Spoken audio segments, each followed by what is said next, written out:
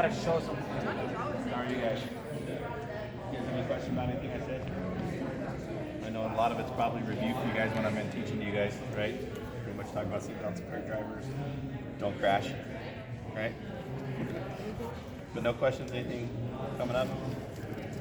You have any questions for this guy? I know you've never talked to him before.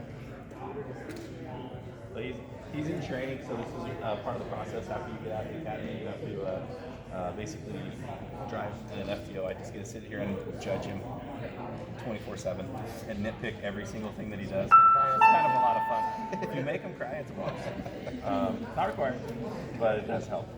No, really what it does is like basically anything that they do, we make sure that they're by law and by policies that we have, and make sure they're not doing anything that they're going to get in trouble for, basically. So he has to have someone ride with him for 12 weeks. And like I said, basically all we do is we just pick every single thing that they do. Ask them why they do everything that they do, right or wrong. They have to be able to tell me why they do it. So that's the most important. Help them with all the different laws. I mean, you guys haven't been to Mountain, but you see that big book on his desk. That's every law in the state of Colorado. It's very thick. It's like that thick. Okay, so there are a lot of laws that we're required to know, and it's very difficult. So we can help them as they're trying to explain what's going on there. Some of that is the driving code. It's about that thick of all the laws for just driving what your rights, because it is a privilege, right? It's not a right that you have to drive. It's a privilege, so it can be taken away. There's a big difference between rights and privileges, right? You can take somebody's rights, but we can take privileges. And that's not up to us, that's up to the DMV whenever you guys go get your license and all that other stuff. So, how many of you guys got your licenses already? Nobody? How about permits? Can anybody tell me like one of the graduated driver's license requirements for graduated driver's license? 16. So the graduated driver's license has extra rules on it, right? So someone like myself that has a driver's license, I can do things that you guys cannot. What are some of those? The curfew, there you go, the curfew's one. What's the curfew? You guys know what time the curfew is? It's like from 5 a.m. to like midnight. Midnight to 5, yep. So there are exemptions to that, right? Yeah, and you guys already forgot it. And we're doing it again. Are there any other ones you guys remember saying? Having passengers, right?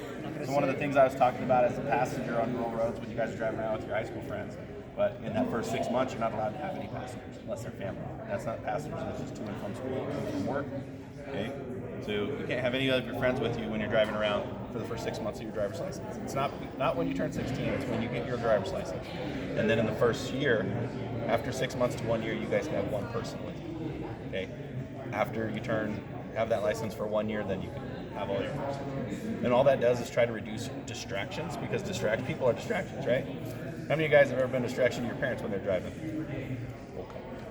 Come on, put your hand up. Yes. As a parent, I assure you, you've been a distraction at some point, whether you remember it or not. But you know, the friends are distractions, right? We can get maybe in an argument, maybe we just get in a conversation that's really engaging, and we lose focus of the road. It could be that simple. And as we're already an inexperienced driver, we compound that with the fact that we're not paying attention, and we're going to increase the chances of crashes. So it's definitely something that we're going to do. Have any of you guys taken like defensive driving, 1125, any of those things? You guys are killing me. Defensive driving, so there's course classes that you guys can take. The one that comes to my mind always is the Live at 25. That was the one I knew when I was, and it's still around.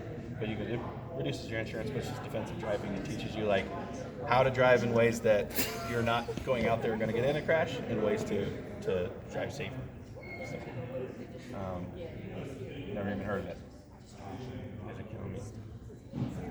If you get pulled over when you're 16, like your car, Yes, it's considered driving with unauthorized passengers. So if you're within that first 6 months and you have people that aren't family, it's an unauthorized passenger, and you go to the judge and explain your actions to the judge, because it's summoned. So the graduated driver's license, same thing with if you don't have your seatbelt on. Same thing if the curfew All those things are part of that driver's license. One, because we talked about increased fatigue and all that stuff with night driving, right? That's why the curfew's there. The passengers, because of distractions. You can't use your cell phone at all, obviously a distraction, right? Which I think that should be for everybody, not just inexperienced drivers. I don't think anybody should be using their phone, right? But texting or anything like that. And with you guys, you have to have everybody in the car buckled up, not just, so like myself, if there's certain requirements, somebody in the back may not have to have their seatbelt, but with you guys, everybody does. So make sure, and it comes back to you guys. And it's also the only seatbelt ticket out there that has points associated with it against your license. So your insurance companies are definitely going to look at that. If you guys get a seatbelt citation with points, they're going to look at you as a high-risk driver. Because what is cheaper to fix, a car or a person? So insurance companies look at injuries. Okay. Yeah. So to replace a car might cost you $30,000-$40,000, right? For a brand new car, even if they would pay the whole thing, right? That could be just one trip to the ER for someone with a broken arm, depending on what's going on.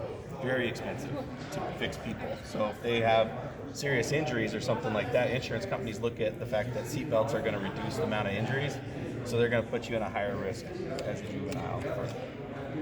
So because of how much more money they're going to have to pay out in that crash, because they got to pay for the injuries too, right? Not just the vehicle.